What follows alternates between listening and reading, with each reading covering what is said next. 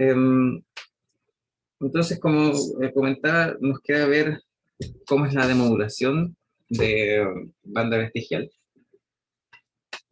Y básicamente lo que nosotros tenemos es que para banda vestigial la señal transmitida puede ser demodulada de manera similar a banda lateral única. ¿Ya? A través de un detector de producto. ¿Ya?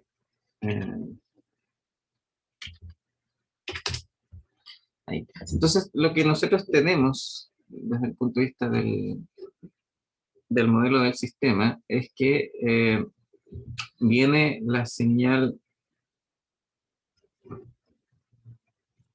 viene la señal, el mensaje, ¿ya? O sea, perdón, no el mensaje, sino que la señal modulada. Y nosotros en el receptor, como dice el comentario, vamos a aplicar un detector de producto. Por lo tanto, vamos a multiplicar la señal que se recibe por una, digamos, la versión de la portadora local. Y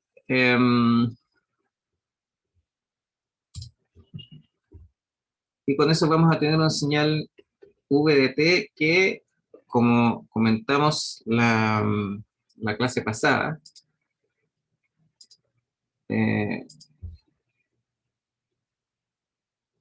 tiene componentes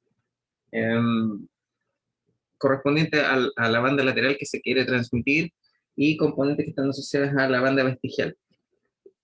¿Ya? Es por eso que si nosotros entonces lo pasamos por un filtro pasabajo, ¿ya? Vamos a poder recuperar el mensaje. ¿Ya? Visto, digamos, de otra manera,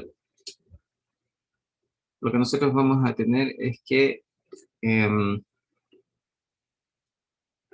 VDT va a ser simplemente la señal de banda vestigial multiplicada por la portadora local. ¿Sí? Y vamos a suponer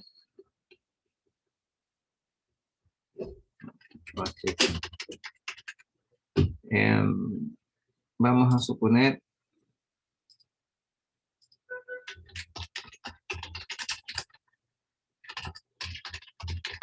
la respuesta a impulso del filtro, el filtro pasabajo que se tiene en el circuito de RF, es un cierto H sub M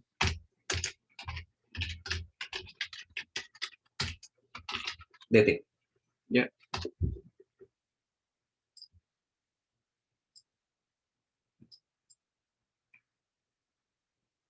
¿Ya? Así que con eso en mente, entonces,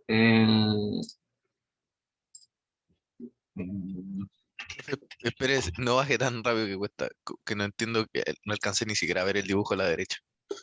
ok, ok, voy a, eso, ahí sí, eso me había movido un poco más para abajo para poder escribir la siguiente cosa nada más, así que, pero bueno, como decía entonces, lo que nosotros vamos a tener desde el punto de vista matemático, ¿ya? Es que si tenemos entonces H sub L como la respuesta de impulso del filtro que aplicamos, entonces no,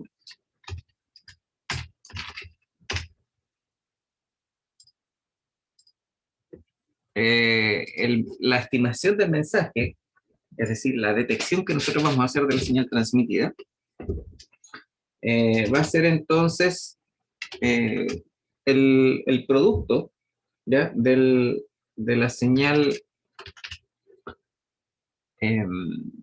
que se transmitió el S sub DSB por, por coseno, ¿ya? Así que por eso lo que obtenemos va a ser A sub D por el mensaje, ¿cierto? Que se transmitió, o sea, no el mensaje, sino que la señal modulada que se transmitió, ¿cierto? De banda vestigial.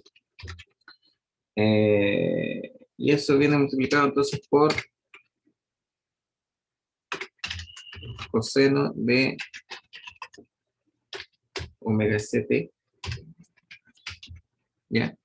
Así que eso, esto que está aquí es lo que aparece en el producto, y eso va entonces, digamos, esa señal se pasa por el filtro pasa abajo. Así que esto viene convuelto entonces con la respuesta a impulsos del filtro.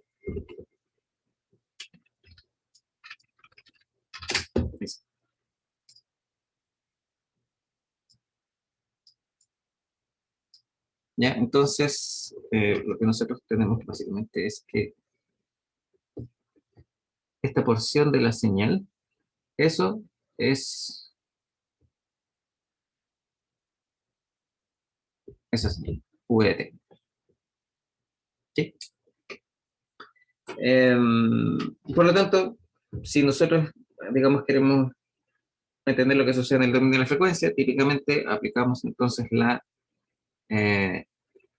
transformada de Fourier para simplificarnos un poco la vida, y con eso lo que obtenemos es lo siguiente.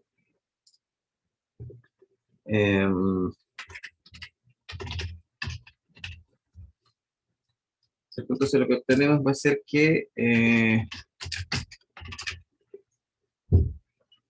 en frecuencia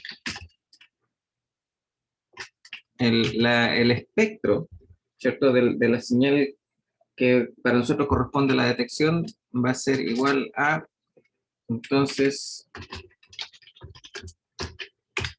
a sub B medios, ¿ya? Por el espectro de la señal que se había transmitido,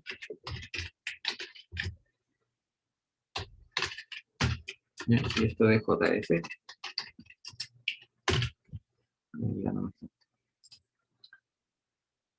Entonces tenemos el espectro de lo que se transmitió convuelto ahora con la respuesta en frecuencia de coseno. Así que eso es simplemente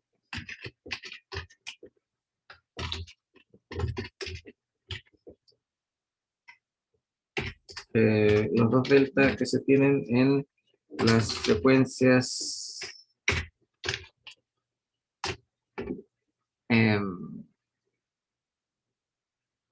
en la, digamos, los impulsos que corresponden a la frecuencia de la portadora, valores positivos y negativos. Y eso entonces va a ir multiplicado ahora por la respuesta en frecuencia de, del filtro. ¿Ya? Así que esto es lo que nosotros obtenemos en el dominio de la frecuencia. Y, perdón, si se fijan, es que como esto es un filtro pasabajos, ¿ya? Si vemos gráficamente la respuesta del filtro,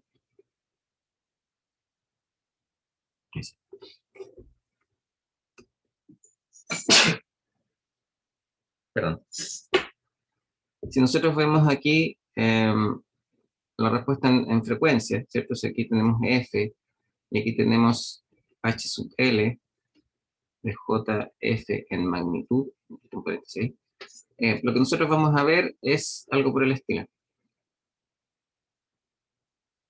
¿Sí? Esto es lo que nosotros vimos de los filtros hace unas cuantas semanas ya.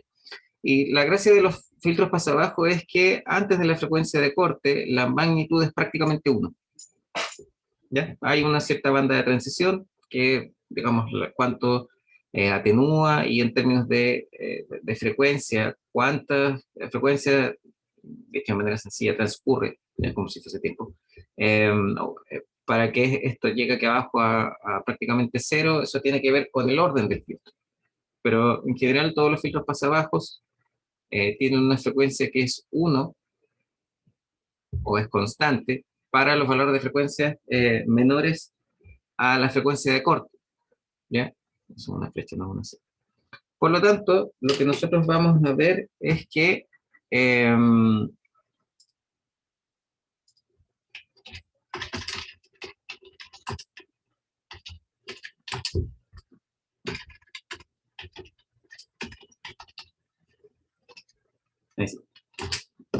lo que vamos a ver para el filtro es que su respuesta en frecuencia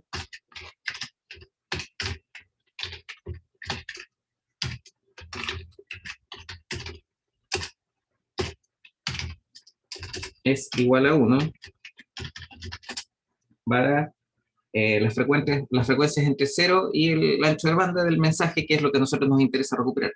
¿Ya? Así que eso es lo que uno espera de la respuesta de frecuencia del filtro en el receptor.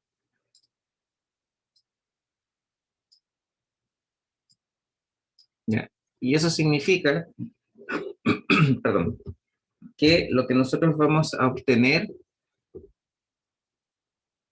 ¿ya? Va a estar determinado por la respuesta que tenga este filtro, ¿ya? El hecho de que sea 1 en este rango de frecuencia. Ahora, si eso lo juntamos con que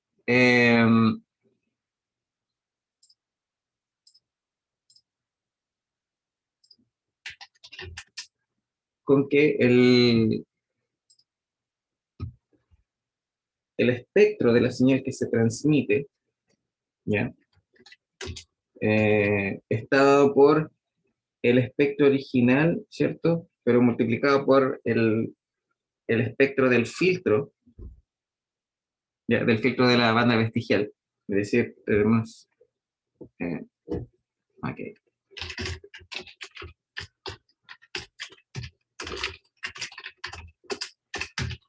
El espectro de la señal que se recibe, ¿ya? Es el espectro del mensaje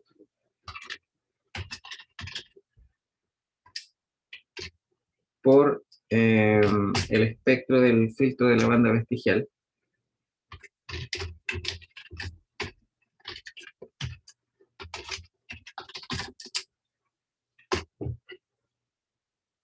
Entonces, si nosotros reemplazamos estas dos cosas, lo que obtenemos es que entonces el espectro de la señal neomodulada, ¿ya? Perdón, necesito un poco de oración. Va a ser simplemente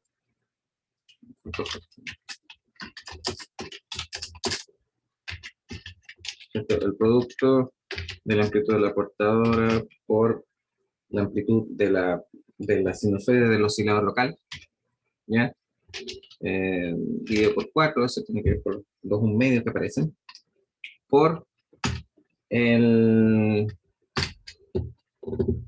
espectro original del mensaje,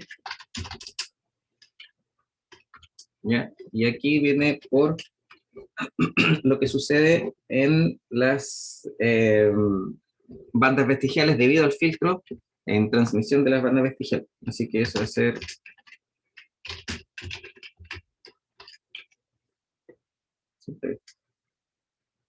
eh,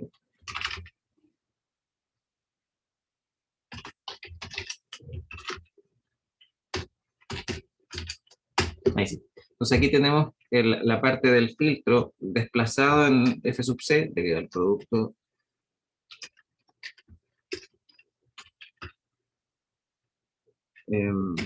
con la sinusoide del receptor, que debe ser más.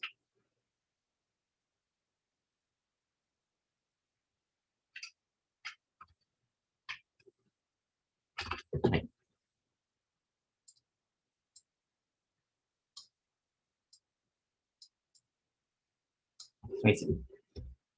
Eso es lo que nosotros entonces tenemos en lo que sucede con el espectro en recepción. Si se fijan, eh, ahí sí. Acá aparece el término H sub L por el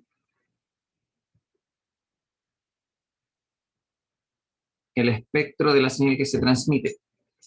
Pero como H sub L vale 1 dentro del ancho de banda que a nosotros nos interesa, entonces ese 1 debería aparecer aquí. ¿Ya? Aquí, en estricto rigor, debiera aparecer el espectro del filtro, pero vale 1. ¿Ya? Eso es lo que estamos considerando. Ahora, ¿qué sucede? Que si ustedes se fijan acá, nosotros tenemos la respuesta del filtro que se utiliza en transmisión en la banda vestigial. Y lo que nosotros sabemos es que la respuesta de fase del filtro de banda vestigial en transmisión es lineal. Y sabemos que la suma de las magnitudes en torno a la frecuencia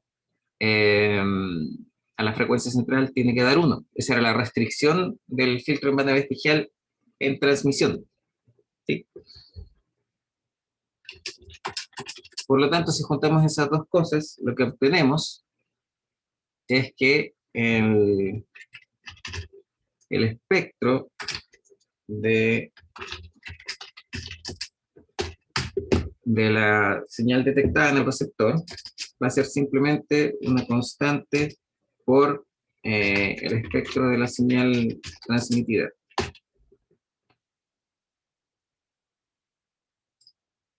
¿Se entiende eso?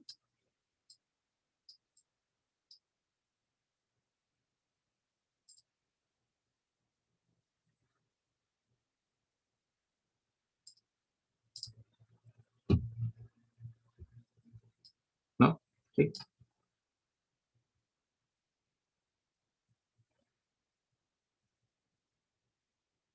Acá es una constante de proporcionalidad que tiene que ver, si se fijan, aparecen A sub C por A sub D dividido por 4. La suma, la gracia de la característica que se le exige al filtro en transmisión, como decía, es que pega con cuadrado, es que todo lo que aparece aquí va a tener que sumar 1. Esa es la gracia de la definición del filtro de banda vestigial en transmisión. Es que en el receptor me fuerza que esta expresión, que ahora está, digamos, con esta llave en celeste, va a sumar 1. Porque es la misma cantidad, si se fijan, tengo aquí F más y F menos FC. Eso significa que me estoy desplazando la misma cantidad respecto a la portadora, para allá y para acá. Y cuando nosotros vimos el filtro y dijimos que si esta era la portadora, lo que yo tenía aquí más lo que tenía acá, en magnitud tenía que sumar 1 y en fase tenía que ser una fase lineal. Por lo tanto, cuando yo sumo estas dos cosas, estos dos valores, en magnitud y en fase van a sumar, digamos, bueno, en magnitud y en fase me tienen que sumar 1, ese es el sentido. ¿Ya? Si lo pensamos como en números complejos, es que eh, si aquí está el 1, entonces yo puedo tener uno que esté por ahí y uno que esté por acá, por ejemplo. ¿Sí? Cualquier suma de dos factores que me den 1 parte real y 0 la parte imaginaria. Ese es el sentido. Y claro, la constante, como decía, es eh, eso que está ahí. Entonces uno puede jugar con la amplitud de las sinusoides de coseno que tienen en el receptor, en el detector de producto, o a la salida de esto le puedo aplicar un amplificador, que es lo que típicamente se hace de paso. Entonces, como hemos comentado anteriormente, como la señal en la práctica se atenúa debido a la propagación en el medio, independiente si es cable, es el aire, ¿ya? La señal es muy débil. Por lo tanto, nosotros necesitamos amplificar esa señal en el receptor para poder reproducirla de una manera adecuada. ¿Sí? Y como todos los dispositivos electrónicos generan ruido, entonces lo que uno utiliza es un amplificador de bajo ruido.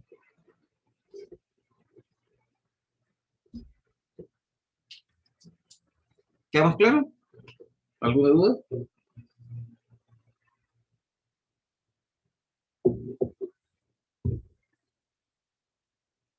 No. Ya.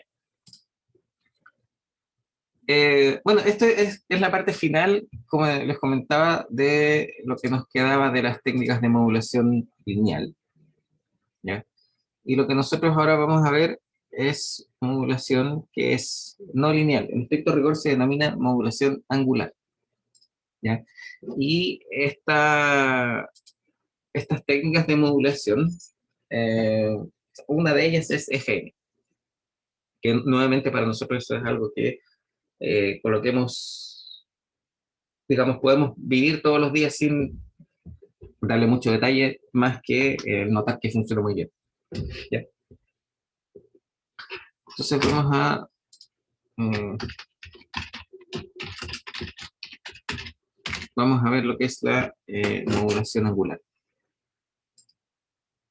Eh, bueno, y como les comentaba, ejemplo, ejercicios de banda vestigial, de doble banda lateral, y eso tiene que ver en la ayudantía que tienen pendiente. ¿Ya? Así que no se preocupen por eso, que de hecho la ayudantía ya está lista. ¿Sí? Solamente tienen que ver entonces para cuando quede.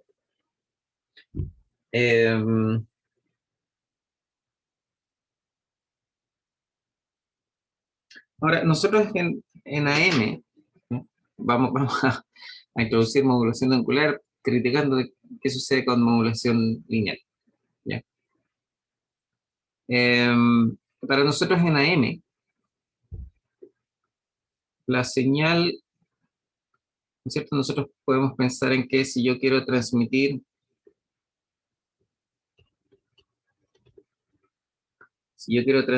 un mensaje que sea así, entonces eh, nosotros podemos generar, eh, vamos a suponer, ¿cierto? Que ese es el mensaje. A ver, vamos a hacerlo más bonito.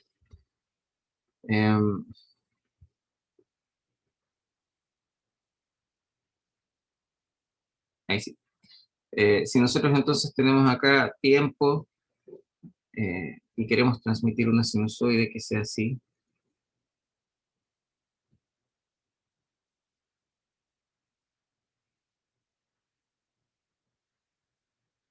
algo por el estilo, entonces multiplicamos el mensaje por coseno, dicho de manera sencilla, y lo que obtenemos es algo por el estilo. ¿Cierto?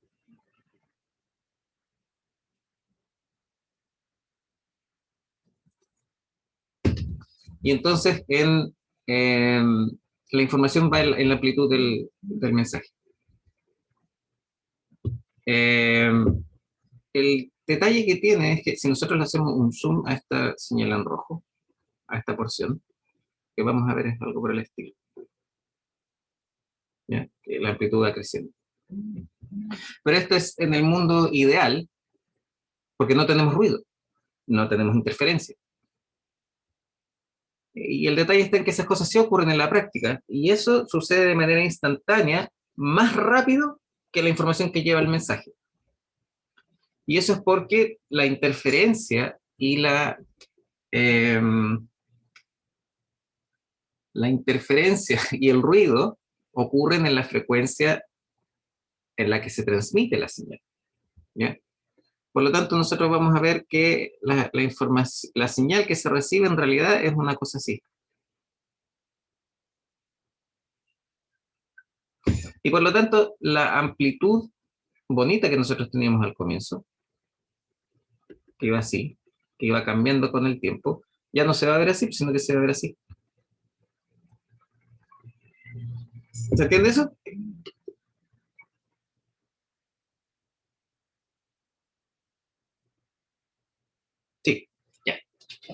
Por lo tanto, independiente de cómo sea nuestro demodulador, el hecho de eh, que nosotros multipliquemos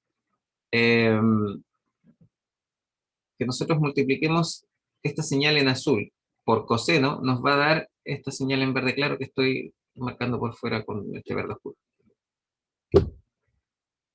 Y por lo tanto, la voz de las personas se van a escuchar distorsionadas. Si lleva algún otro tipo de información, se va a ver con distorsión. O sea, se va a notar lo que se va a ver. Y eso no es lo que andamos buscando. Por ejemplo, cuando uno escucha AM, de repente se escucha dicho coloquialmente, como un chicharreo, ya como que alguien estuviera con un taladro de fondo. Esos son los efectos que uno desea evitar o eliminar. Y una mejor manera entonces de poder transportar información a través de una portadora es, en vez de insertar esa información en la amplitud, que puede variar mucho debido al ruido, ¿ya? O a las interferencias, es insertar esa información en la fase que pueda tener la portadora. Es decir, si nosotros antes en AM lo que teníamos era que la señal que se transmite era de cierta manera, ¿cierto? El mensaje multiplicado por coseno de omega ct, ya, lo que nosotros tenemos es que en la modulación angular, lo que se transmite va a ser un cierto valor constante por coseno de omega ct más una función del mensaje. ¿Ya? Y la gracia de eso es que, si ustedes se fijan, la amplitud no cambia. Por lo tanto, si nosotros representamos nuevamente en el tiempo el mensaje que queremos transmitir, esto va a ser una sinusoide. No va a ser otra cosa, ¿cierto? Porque aquí estoy multiplicando por 1. ¿Ya? Por lo tanto, voy a tener coseno todo el tiempo. Coseno. Sin embargo, la frecuencia, digamos, la interpretación que yo le puedo dar al argumento que tengo aquí es que esto es omega ct más una cierta fase, o, esa es una posible interpretación, o la otra es que si nosotros pensamos en coseno de una cierta frecuencia, la vamos a llamar omega barra por t, entonces omega barra por t va a ser igual a omega ct más f del mensaje. Entonces nosotros podemos interpretar que o la fase cambia instantáneamente o la frecuencia cambia instantáneamente. Entonces esto se puede ver, por ejemplo, como que esto se alarga o se aprieta y después se alarga, ¿ya? O también lo podemos ver como que la fase va cambiando. Entonces, esta señal que va haciendo así, en vez de seguir la forma de la sinusoide, como la fase cambia, es como que se aprieta y sigue con la misma forma, pero como que se aprieta, así, ¿ya? Entonces nosotros podemos ver que o la fase cambia, como decía, instantáneamente, o la frecuencia es lo que está cambiando instantáneamente. Pero el detalle está en que cuando nosotros a esto le sumamos, azul, si esto le sumamos ruido, independiente de lo que yo obtuve acá, le sumo ruido, por ejemplo a esto que estaba en rojo, la, la información viene en la frecuencia, no en la amplitud. Y debido al ruido, la mayoría de las modificaciones que se sufren son en la amplitud, no en la frecuencia. Si a esto nosotros le hacemos un zoom, ¿cierto? Tenemos esa sinusoide, ¿cierto? Que va como cambiando en frecuencia. Así, por ejemplo. Y tenemos ese valor instantáneo, ¿ya? Que se va moviendo de esa manera. La frecuencia en sí no cambia mucho. Se fijan que acá son pequeños deltas que nosotros nos vamos moviendo en torno a la sinusoide de color rojo. Vamos como escalonados, ¿ya? Entonces, en ese sentido, como la frecuencia instantánea no cambia mucho, la interpretación que nosotros vamos a hacer del mensaje es que no cambia mucho. Y por lo tanto, siempre vamos a poder decir que el mensaje que nosotros vamos a recuperar, de cierta manera, va a ser el mensaje más una señal de ruido, que de manera sencilla le vamos a llamar NET, donde esa señal de ruido que nosotros tenemos acá, comparativamente hablando con AM, como esto que está aquí, va a ser menor. Entonces, por eso nosotros vamos a poder recuperar el mensaje original con mayor, o sea, de una manera más fidedigna que si lo hiciéramos con AM. ¿Se entiende la idea?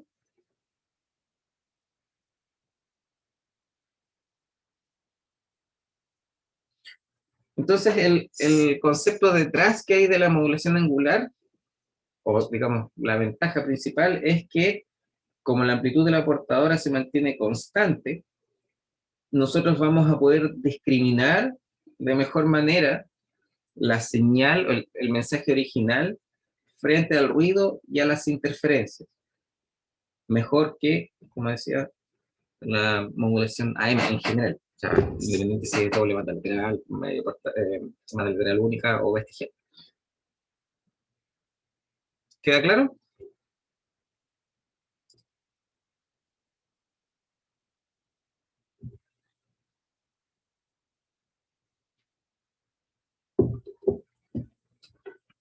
Ya.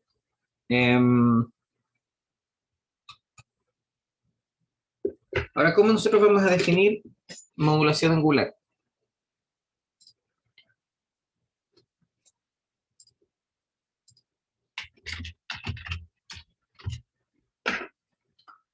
Em,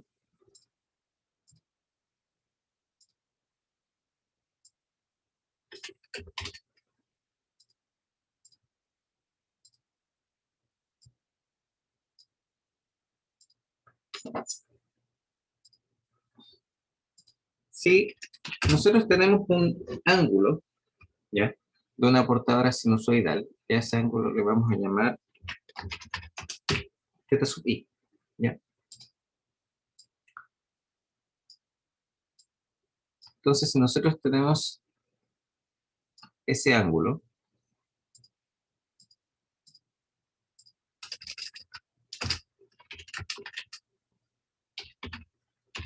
o fase, ¿ya? De una portadora sinusoidal, ¿ya? El cual es una función del mensaje que se desea transmitir. Entonces, la señal modulada, angularmente,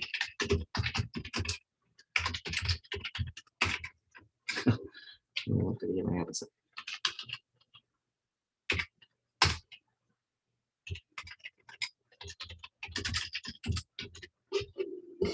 Va a estar dada por la siguiente expresión. Le vamos a llamar S de manera genérica porque no hemos definido las técnicas de modulación angular en sí, no hemos hecho ninguna distinción.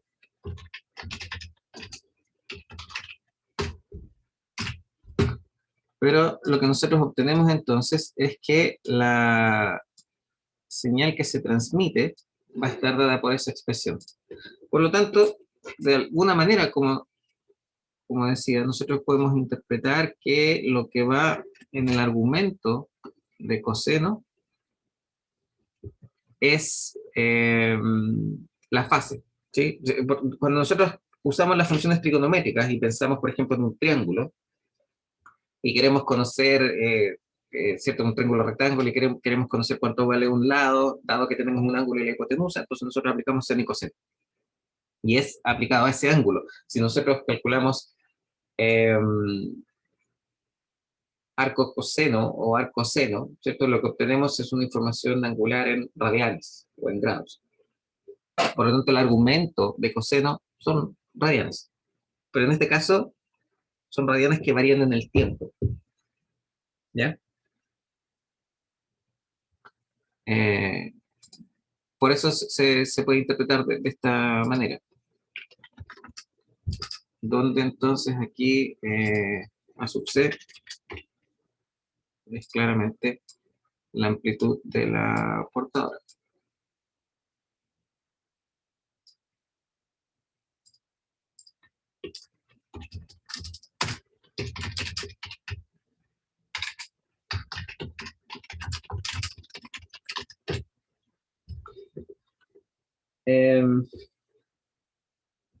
Entonces, ¿qué sucede? Que si bien es cierto, nuestro mensaje genera, puse ángulo, nuestro mensaje genera esta variación de la fase, independiente de cómo es esto, puede ser de esta manera, por ejemplo. Nosotros podríamos tener algo por el estilo, ¿ya? Pero en la medida de que nosotros tengamos una variación de 2 pi radianes, entonces nosotros ahí vamos a interpretar como una oscilación completa de la función coseno, ¿ya?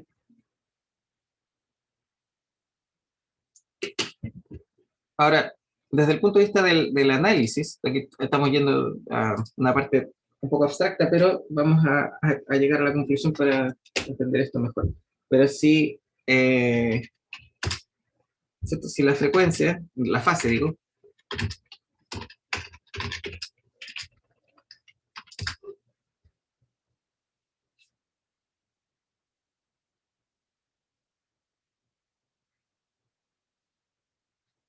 entonces si la fase crece monotónicamente en función del tiempo, todavía todavía no hemos dicho cómo es esta función, ¿sí? Lo único que dijimos es que el ángulo o la fase de la portadora sinusoidal es una función del mensaje, nada más. No hemos dicho qué tipo de función. Entonces, por eso podemos pensar que la fase crece monotónicamente en función del tiempo. ¿Ya? Entonces podemos tratar de interpretar un concepto que sería la frecuencia promedio. Y esto lo vamos a ver en Hertz.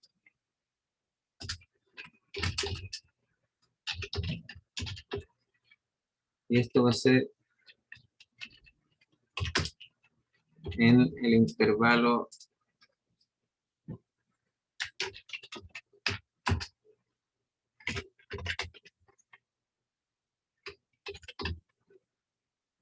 un intervalo T más delta T.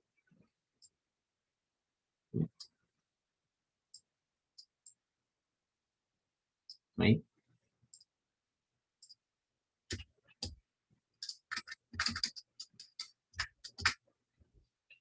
Eh,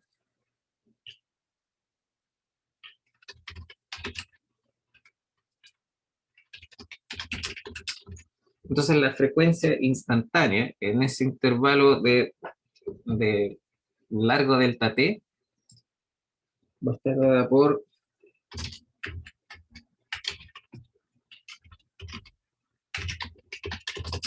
ahí sí.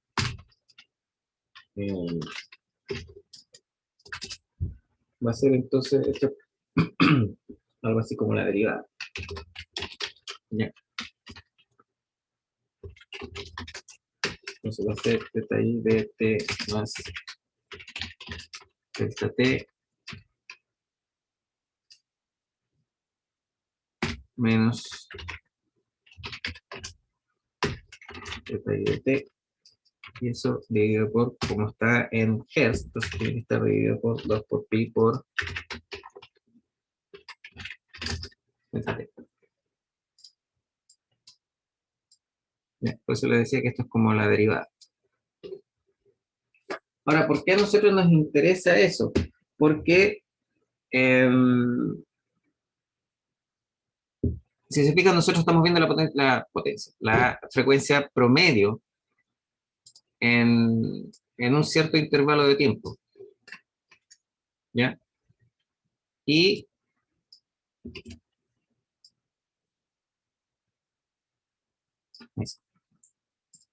eh, y el detalle está en que nosotros podríamos ver a partir de esta expresión el valor instantáneo.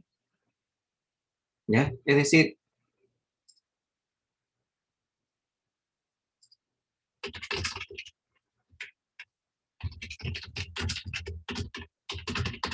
que la frecuencia instantánea de la señal de modulación angular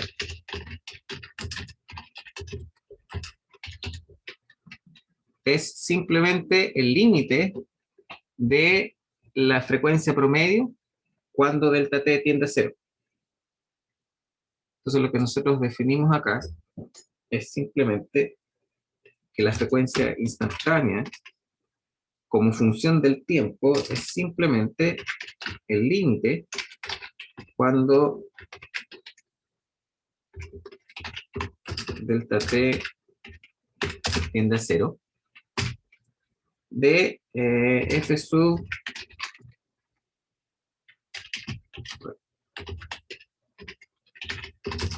delta t de t. ¿Sí? Y eso es simplemente el límite cuando delta t tiende a cero de lo que tenemos más arriba.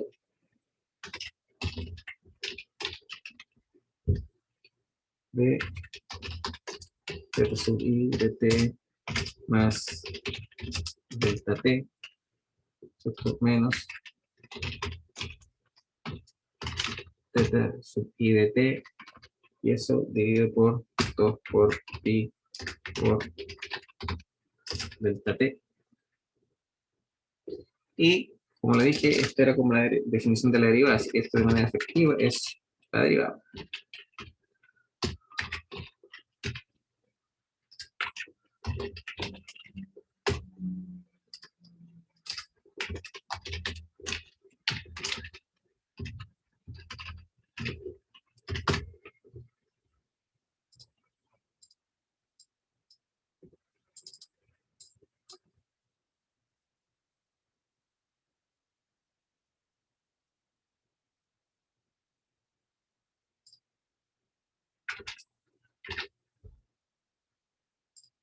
Ahí,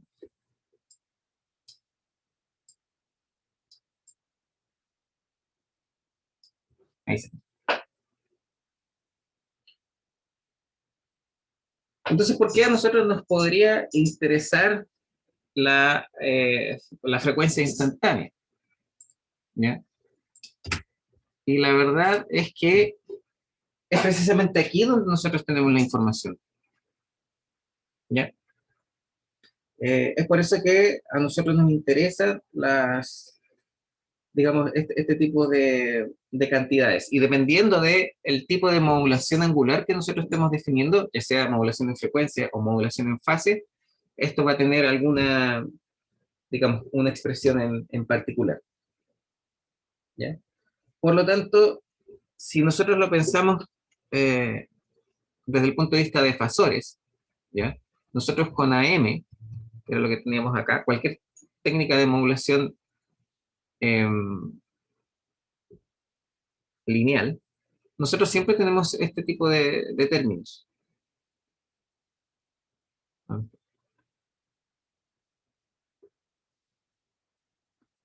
Siempre tenemos este tipo de términos, de multiplicaciones por coseno.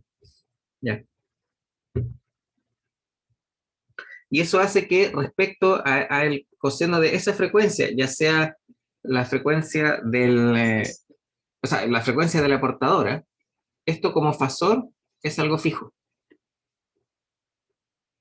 ¿Sí? Tal cual como cuando uno estudia los circuitos y dice, bueno, vamos a poner una frecuencia de 50 Hz, y a partir de eso, entonces, nosotros tenemos los fasores como números complejos, pero que están fijos en el plano complejo.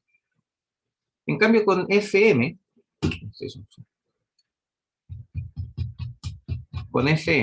lo que nosotros tenemos es que la frecuencia instantánea varía en el tiempo. Entonces, si nosotros lo pensamos respecto a la frecuencia de la portadora, como hay una variación en la frecuencia, esto se va a transformar en un fasor que es rotatorio. No se va a quedar fijo, porque no tiene una frecuencia fija asociada a la frecuencia, en este caso, de la portadora, sino que va a ir variando. ¿Ya? Y por eso entonces esto se transforma en un fasor rotatorio. ¿Queda claro eso?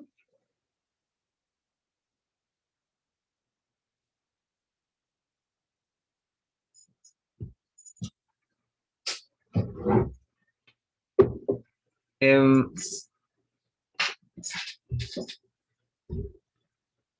entonces, desde ese punto de vista, la velocidad con la que rota ese fasor es precisamente esta cantidad.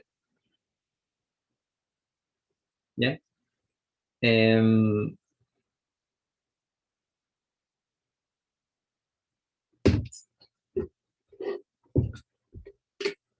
entonces, a partir de estas ideas, es que nosotros vamos a poder definir primero qué es FM. ¿Ya?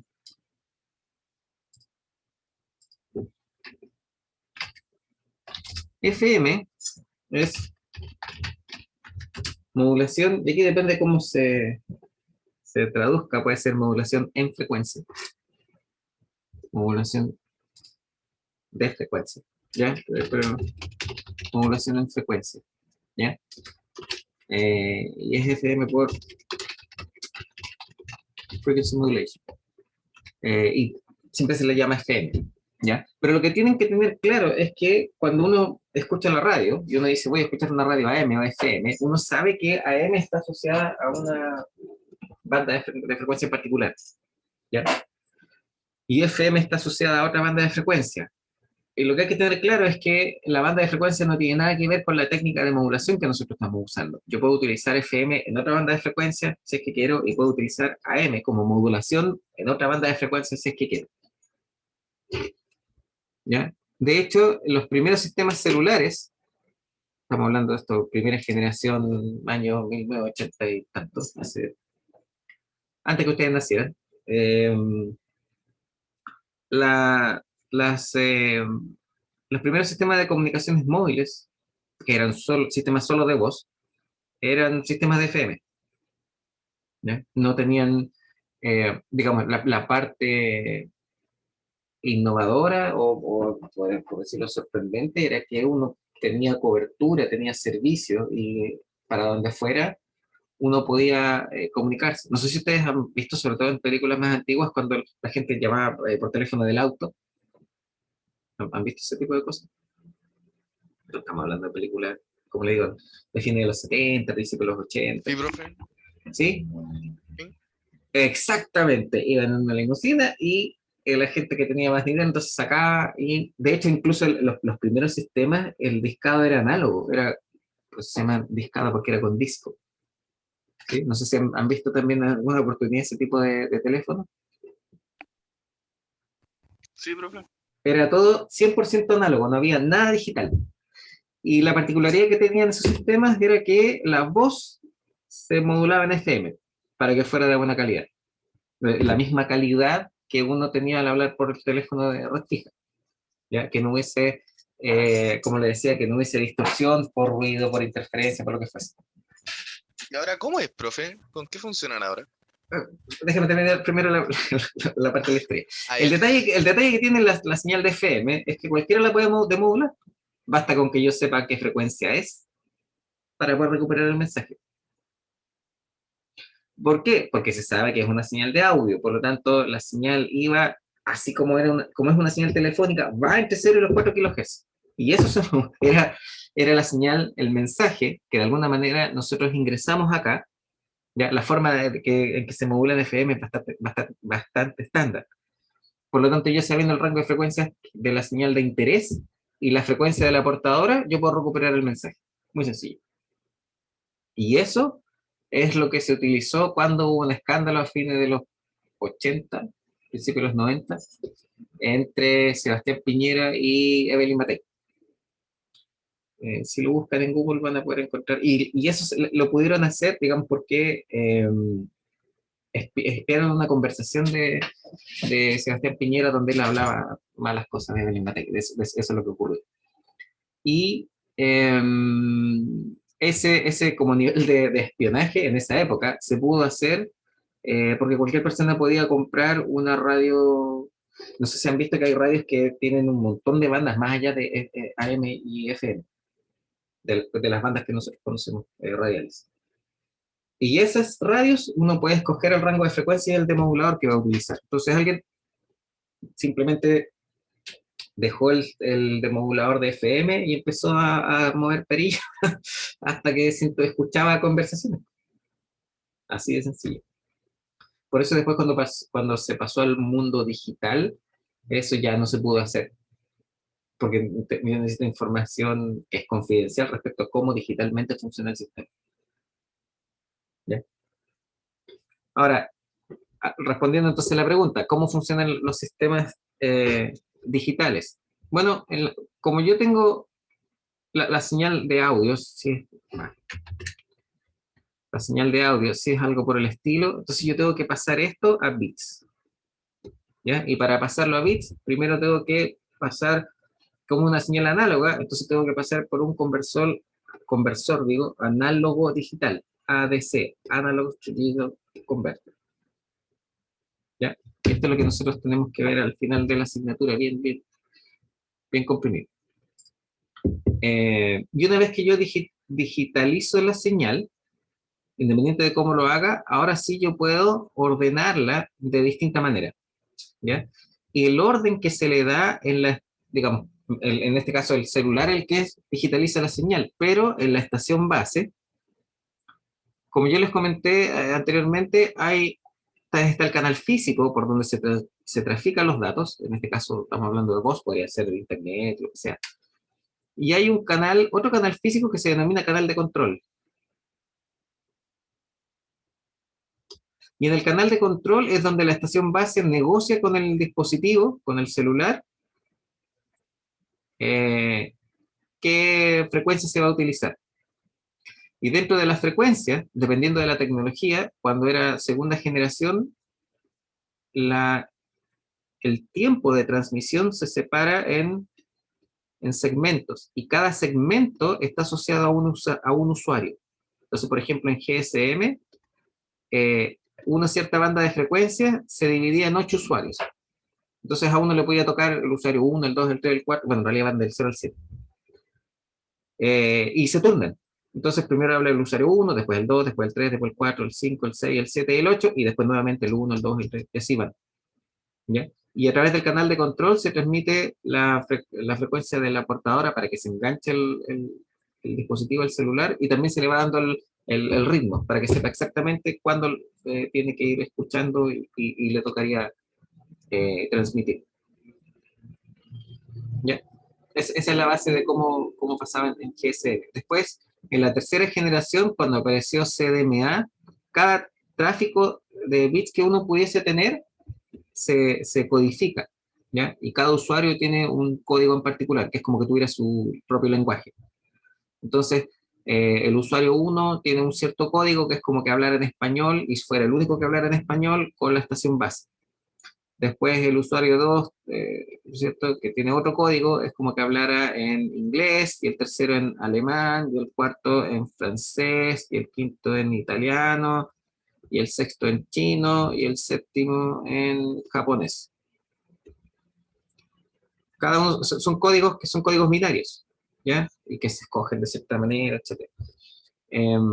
Pero cada usuario tiene su propio código. Entonces, que si yo estoy en una habitación con 7 personas, 7 parejas más que están hablando, porque aquí estamos hablando todos simultáneamente, ya no alternadamente en el tiempo como acá, sino que todos simultáneamente en el tiempo y en frecuencia, con la estación base, pero cada uno con su propio código.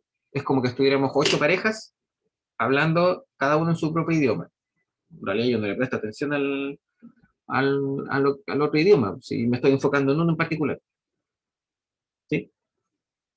Entonces esto lo hace un poquito más resistente a ruido, lo hace más resistente a multitrayectorias, cosas, fenómenos que tienen que ver con la propagación de ondas electromagnéticas. Y después, entonces, cuando viene la cuarta generación, si se fijan, pasamos de la primera generación, que es análoga, a la segunda generación, que fue la primera digital, a la tercera generación, que es digital, pero en base a una técnica que se denomina de espectro ensanchado.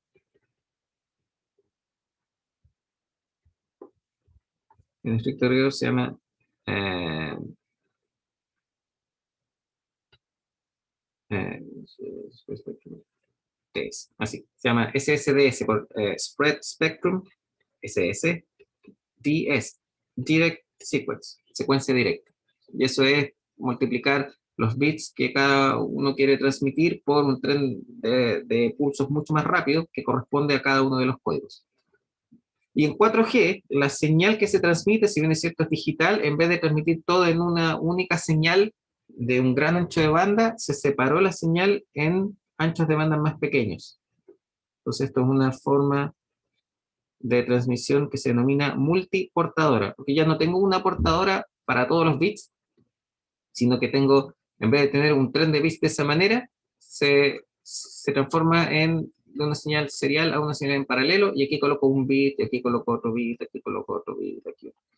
Y cada uno de esos bits tiene su propia portadora. Y la gracia de estas portadoras, que ahora se llaman subportadoras, porque yo voy a tener una frecuencia tal que esa sea la portadora, estas subportadoras son ortogonales entre sí. ¿Ya? O sea, si yo calculo la integral, el producto punto, que sería la integral de una función por la otra en el tiempo, en este caso en frecuencia, da cero. ¿Ya? Por eso son ortogonales entre sí. Y entonces el hecho de que sean ortogonales significa que yo las puedo ahí colocar muy juntitas. Y eso hace que este espectro, o sea, esta forma de transmisión sea más eficiente que CDMA, y CDMA a su vez era más eficiente que lo que se tenía en GSM. ¿Ya? Desde el punto de vista de las técnicas de acceso múltiple, cómo nosotros compartimos el recurso, que en este caso es tiempo, frecuencia y código, y todos transmitimos de alguna manera al mismo tiempo, tanto en frecuencia o al mismo tiempo, valga la redundancia, en el tiempo o código.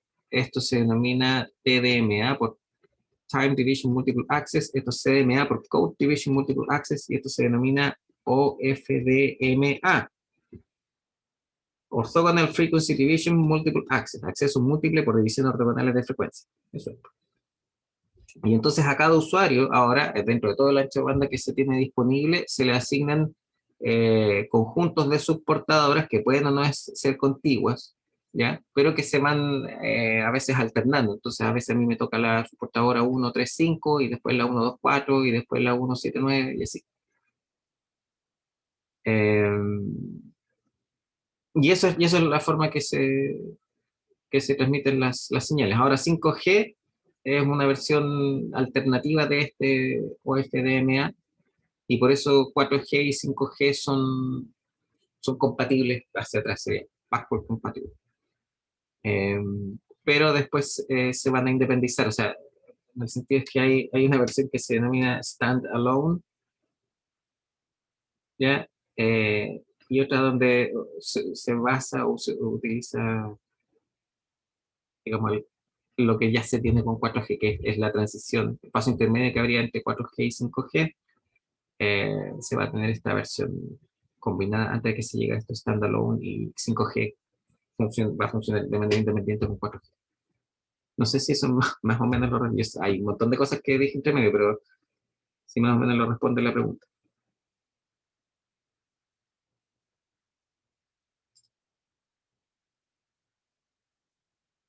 Parece que no. Eh, bueno, vamos a dejar OFDMA.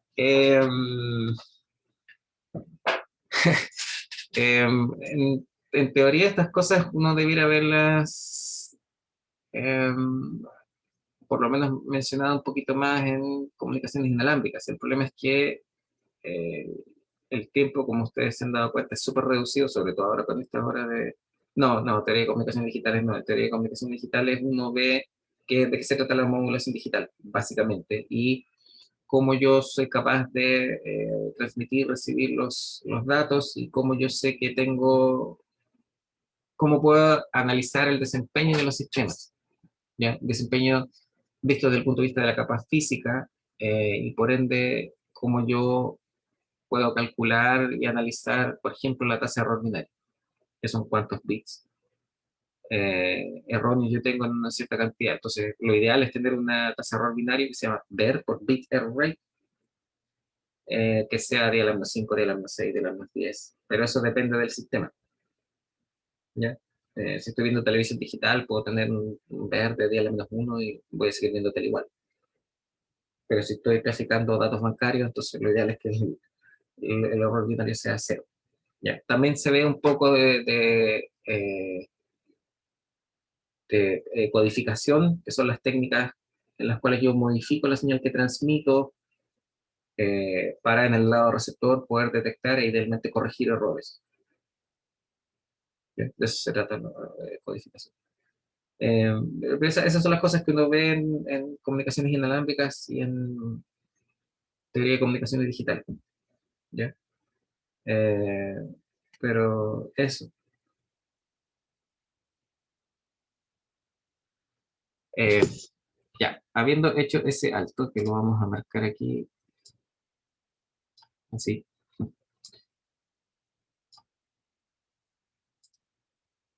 Eh, ¿Cómo estamos por la hora? Nos quedan 5 minutos, ¿no?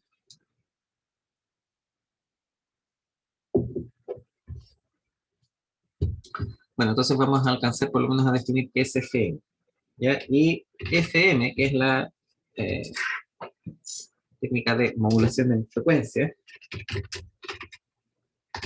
es la forma de modulación angular, así como dijimos nosotros, si bien es cierto de manera genérica le llamamos AM, eso en estricto rigor es modulación lineal, y ahí es donde AM, doble banda lateral, comportadora suprimida, banda lateral única o banda vestigial, digamos, caen todas dentro del mismo saco de modulación lineal. Acá estamos hablando de modulación angular y una de esas técnicas es FM. Entonces FM es la forma de modulación angular la, en la que la frecuencia instantánea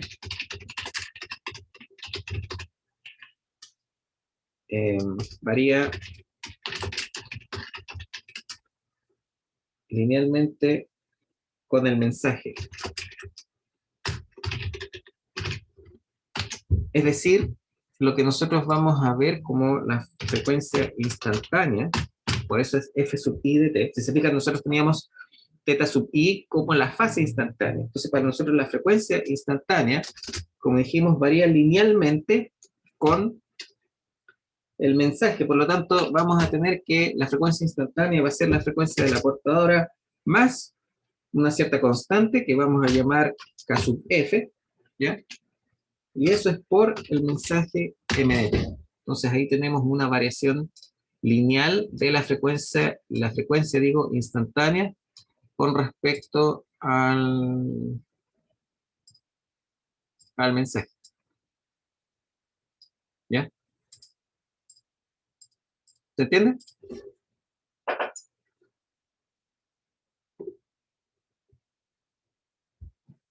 Ahora, como decía, para nosotros ese K sub F es una constante y es esa constante, K sub F,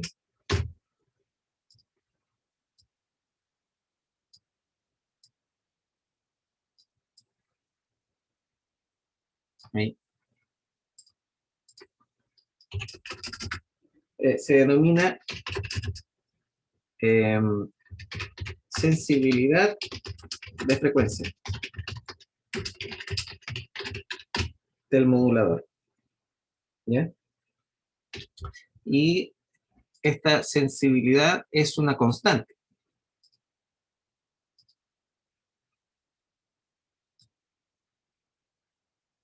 ¿Ya? Y es un número real. Si ustedes se fijan, acá,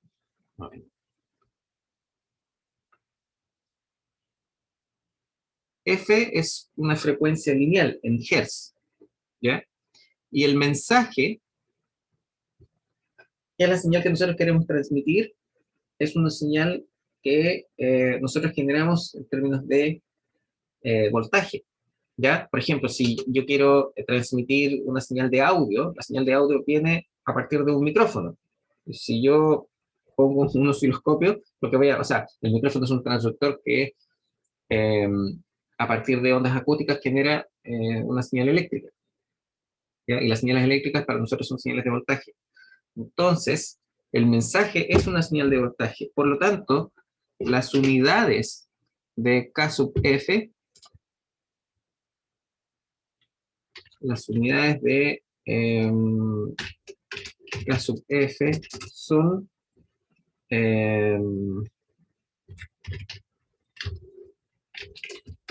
Hertz dividido por volts. ¿Ya?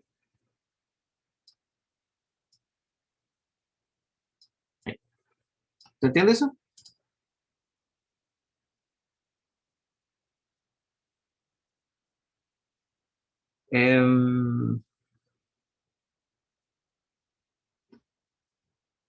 Entonces, como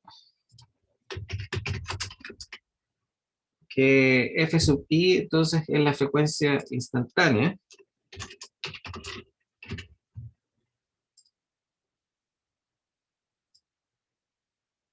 ¿ya? La integral de la frecuencia es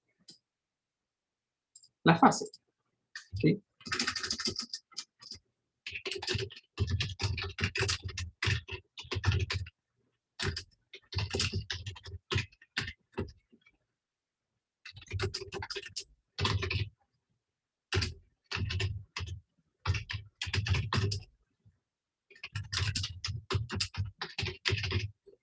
Entonces la integral de, como decía, de F sub I nos va a dar la fase instantánea de la onda modulada. Por lo tanto,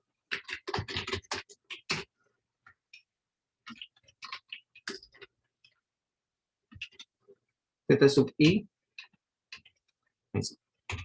θ sub I de t, es simplemente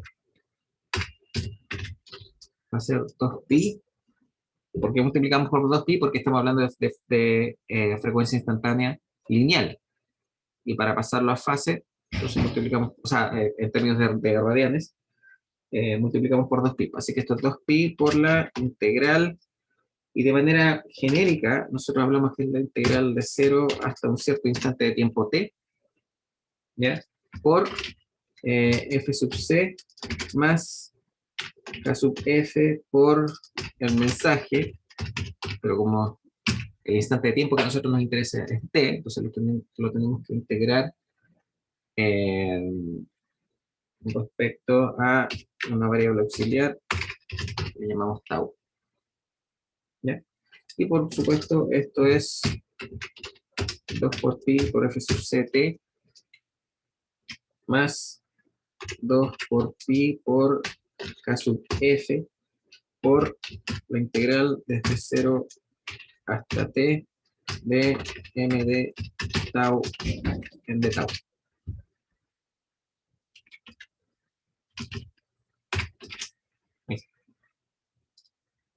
¿Ya? Y entonces, si se fijan, la fase instantánea, ¿ya? Depende entonces de la frecuencia, obviamente, de la frecuencia instantánea que nosotros vamos a tener, que es, van a ser variaciones en torno a la frecuencia de la portadora, por eso dice que es 2pi por fct, más, ¿cierto? Lo que tiene que ver con el mensaje. Eh, Eso. Bueno, estamos pasados 3 minutos, así que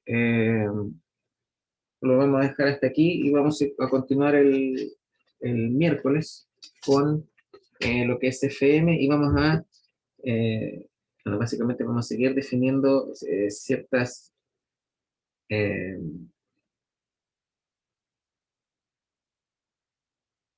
parámetros que nos ayudan a definir y a entender el sistema. ¿Ya? Eh, Eso. ¿Alguna duda o consulta?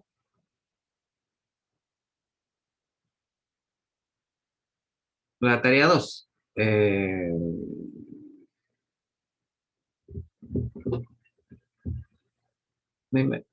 ¿A cuánto estamos? Estamos a 6. Ah, 13. ¿Para cuándo teníamos fecha? Ya se me olvidó. ¿Para cuándo teníamos fecha con la tarea 2? ¿Alguno se acuerda? El 27. Ya, entonces debería estar el viernes. El viernes voy a subir la tarea. Eh, el miércoles es feriado. Ah, chuta. Ya, entonces, entonces, eh, entonces nos vemos el próximo lunes. Claro, es 8, tiene toda la razón. Había olvidado que. em, Así que eso. Ya, entonces el viernes voy a subir la tarea. eh, y, y nos vemos el próximo lunes. Eso. Que tengan un buen resto de la semana. Cuídense. Chau, profe. Chao, chao.